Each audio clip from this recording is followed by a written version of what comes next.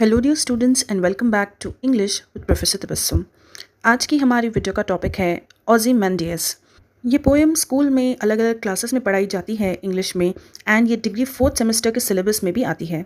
इस पोइट्री को लिखा है पर्सी बिश शेली ने।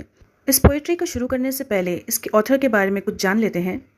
ही was a male romantic poet of the 19th century. उनका जन्म जो है 4 अगस्त 1792 को हुआ था। एंड ये एक ऐसे ऑथर है जो कि बहुत ही कम समय के लिए जीवित रहे हैं, and he died in the year 1822 at the age of 29 years only. इनकी मौत पानी में डूबने की वजह से हुई थी। अब इस पोएम को समझने से पहले इस पोएम के बारे में कुछ जान लेते हैं। ये पोएम है क्या? ये पोएम जो है वो एक 14 लाइनों की पोएम है, और हर 14 लाइन की पोएम को हम सोनेट कहते हैं। इस पोएम को 11 जनवरी 1818 को लिखा गया था, और ये कहानी है किंग ऑफ इजिप्ट की। किंग ऑफ इजिप्ट जो कि था ओज़िमेंडियस, वो एक टायरेंट था, यानी कि एक बहुत ही क्रूअल और ऑप्रेसिव रूलर था, और उसका एक और नाम था Ramesses II।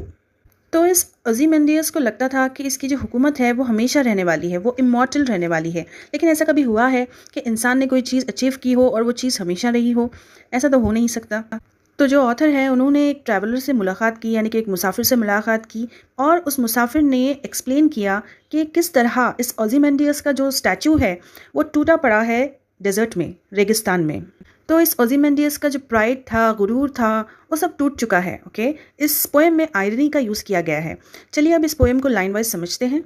I met a traveller from an antique land who said, two vast and trunkless legs of stone stand in the desert near them on the sand। यानी कि मेरी मुलाकात एक ट्रैवलर से हुई जो कि एक एंटीक यानी कि पुराने से लैंड से आया था, और उसने कहा कि उसने 2 वास्ट यानी कि extremely big trunkless legs of stone देखे हैं। ट्रंकलेस लेग्स यानी कि ऐसे पैर जिसकी कोई बॉडी ना हो। ये जो पिक्चर आप देख रहे हैं ये वही वास्ट एंड ट्रंकलेस लेग्स की पिक्चर है जो कि उस ट्रैवलर ने देखी थी उस एंटीक लैंड पर, यानी कि सिर्फ पैर हैं जो कि डेजर्ट में पड़े हुए हैं। Near them on the sand half sunk a shattered visage lies whose frown and wrinkled lip and sneer of cold command. यानी कि इन पैरों के करीब में ही एक आधा शैटर्ड वाइसेज का मतलब होता है टूटा हुआ स्कल्पचर हेड का। ओके, तो वो पड़ा हुआ है। हुज फ्राउन, फ्राउन का मतलब होता है कि जब हम हमारे आईब्रोज को एक साथ ला देते हैं और हमारे फेस के ऊपर लाइंस आ जाती हैं आँखों के जस्ट ऊपर, जब हम गुस्से में होते हैं या फिर कोई चीज़ को अप्रूव नहीं करते या फिर फिक्रमंद होते हैं किसी भी चीज़ को लेकर, तब उस एक्सप्रेशन को हम फ्राउन कहते हैं। तो इस स्टैचू के ऊपर, फेस के ऊपर एक फ्राउन आता है। एंड रिंकल लिप्स का मतलब है कि लिप्स के ऊपर लाइंस आ जाती हैं, स्पेशली जो ओल्डर अडल्ट्स के लिप्स पर आती हैं। And a sneer of cold command, यहाँ पर स्नियर ऑफ कोल्ड कमांड का मतलब है कि ओज़िमेंडियस जो था वो बहुत ही एरोगेंट इंसान था, यानी कि वो अपने आप को दूसरों से बेहतर समझता था और अपने आप को ज़्यादा इम्पोर्टेंस देता था, और उसमें बहुत ज़्यादा प्राइड था, गुरूर था, ईगो था, और वो चाहता था कि हर कोई उसके सामने झुके, बस उसके ऑर्डर्स को फॉलो करे, और अगर कोई उसके ऑर्डर्स को फॉलो ना करता तब उसे सज़ा सुना दी जाती थी। तो उसके फेस पे ये नज़र भी आता है, a sneer of cold command. Tell that its sculpture well those passions read, which yet survive, stamped on these lifeless things, the hand that mocked them and the heart that fed। यहाँ पर stamped का मतलब होता है curve करना, यानी कि जो लिखा गया है इस मूर्ति के ऊपर, इस स्टैचू के ऊपर। अब इन तीनों भी लाइंस का मतलब ये है कि जो स्कल्पचर है, यानी कि जिसने इस मूर्ति को बनाया है, उसने बहुत ही अच्छे तरीके से स्किल्स को यूज़ कर कर ओज़िमेंडियस का जो नेचर है उसे अच्छी तरीके से पोर्ट्रे किया है इस स्टैचू के अंदर। यानी कि ओज़िमेंडियस में जो एरोगेंस था, जो कोल्डनेस था, जो रुथलेस रूलर था, वो सारी चीज़ें इसमें नज़र आती हैं। And on the pedestal these words appear. अब पेडिस्टल एक तरह का सपोर्ट या बेस होता है जिसके ऊपर जो है वो स्ट्रक्चर बनाया जाता है किसी भी स्टैचू का। अब आप ये पेडिस्टल देख सकते हो जिसके ऊपर जो लेग्स हैं वो ठहरे हुए हैं, जिनका कोई भी सर नहीं है। तो अब इस पेडिस्टल के ऊपर कुछ लिखा हुआ है। इस पर लिखा है, king of Kings look on my works ये माइटी एंड डिस्पेयर। यानी कि मैं हूँ ओzymandias और मैं हूँ राजाओं का राजा।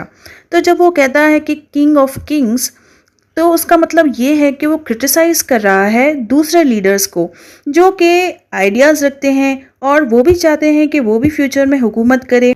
लेकिन यहाँ पर ओzymandias कहता है कि देखो मेरे कामों को देखो और ये जान लो कि मैं ही अल्टीमेट पावर हूँ, यानी कि मेरी ही हुकूमत रहने वाली है। तो मैं तुम सबको वार्न करता हूँ कि अगर तुम लोगों के दिल में कोई भी उम्मीद है कि तुम लोग मुझसे ज़्यादा ग्रेट बन सकते हो या फिर मेरी पावर से ज़्यादा ताकतवर बन सकते हो या फिर मुझे यहाँ से फोर्सिबली हटा सकते हो, तो ऐसा कुछ भी नहीं होने वाला। मैं ही अल्टीमेट पावर हूँ और मैं इमॉर्टल हूँ और मैं हमेशा रहूँगा। Nothing beside remains round the decay of that colossal wreck, boundless and bare. Nothing beside remains का मतलब है कि इंसान की जो ताकत है वो परमानेंटली नहीं रहने वाली है, उसकी जो कामयाबी है वो हमेशा नहीं रहने वाली है, वो ट्रांसाइंस है, यानी कि वो बहुत ही कम समय के लिए रहती है। यहाँ पर कोलोसल का मतलब होता है जायंट, बहुत बड़ा साइज में, एंड wreck का मतलब होता है कोई ऐसी चीज जिसका डिस्ट्रक्शन हो चुका है या फिर जो डिस्ट्रॉय हो चुकी है, रुइन हो चुकी है। तो राउंड द डिके का मतलब है राउंड द स्टैच्यू, यानी कि जो स्टैच्यू है वो पूरी तरीके से शैटर्ड हो चुका है, यानी कि बिखर चुका है, टूट चुका है, ख़त्म हो चुका है। बाउंडलेस एंड बेयर का मतलब है कि डिस्ट्रक्शन हो चुका है, तबाही हो चुकी है ओzymandias किंगडम की, जो कि एक समय पर यहाँ पर हुआ करता था और अब यहाँ पर वो पड़ा है विथ ट्रंकलेस लेग्स, यानी कि ऐसे लेग्स जिसकी बॉडी तक नहीं है। The loan and level Sands stretch far away. इस लास्ट लाइन का मतलब ये है कि सैंड के पास यानी कि नेचर के पास ये ताकत है कि वो हर चीज़ को डिस्ट्रॉय कर दे और कोई भी ह्यूमन अचीवमेंट या फिर ह्यूमन का किंगडम जो है वो हमेशा के लिए नहीं रहने वाला है, वो बहुत ही छोटे समय के लिए रहता है।